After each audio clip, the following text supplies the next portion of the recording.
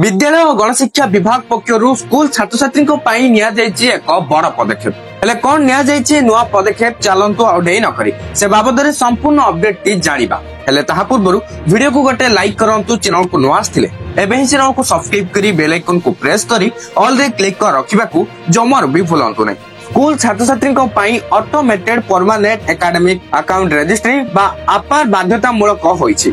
आपार पंजीकरण पाई आधार कार्ड रो आवश्यकता पड़ुछि हेले अनेक पिलांकर आधार कार्ड रे तथ्य त्रुटि थिबारु आपार पंजीकरण बाधा प्राप्त हेउछि। तेणु एहाको त्वरान्वित करिबा लागि अंटा भिडिछि विद्यालय और गणशिक्षा विभाग पक्षरु स्कूल स्तर रे आधार संशोधन पाई स्वतंत्र कैंप खोलिबाकू निष्पत्ति होईछि। एने समस्त जिला शिक्षा अधिकारी को विभाग पक्षरु चिट्ठी करा जायछि। विभाग एहा मध्ये दर्शाइछि प्रथम रु द्वादश श्रेणी जाय समस्त छात्र छात्री अपार आईडी करबा बाध्यतामूलक हेले अनेक शिक्षार्थी आधार रे नाम जन्म तारीख आदि भूल थिबा किबा मिसुन थिबार देखा जायछि।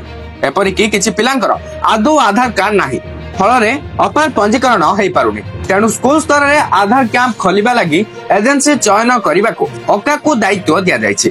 ब्लॉक शिक्षा अधिकारी माने एक योजना प्रस्तुत करिवे जेउठी आधार केंद्र खोला जिवो तार समय सारणी मध्ये प्रस्तुत करा जिवो ता अनुसार आधार कैंप खोला जिवो जहा फल रे त्रुटि थिबा आधार कार्ड संशोधन हेबा सो अपार आईडी पंजीकरण आगेइबो। तो वर्तमान जहाँ भी किसी नुआ अपडेट आस्तिला आपण तो जानि सारलेनी वीडियो टी को शेयर करी समस्त को पाखरे ए अपडेट टी को पहुंचे दियंतु। Thank you for watching.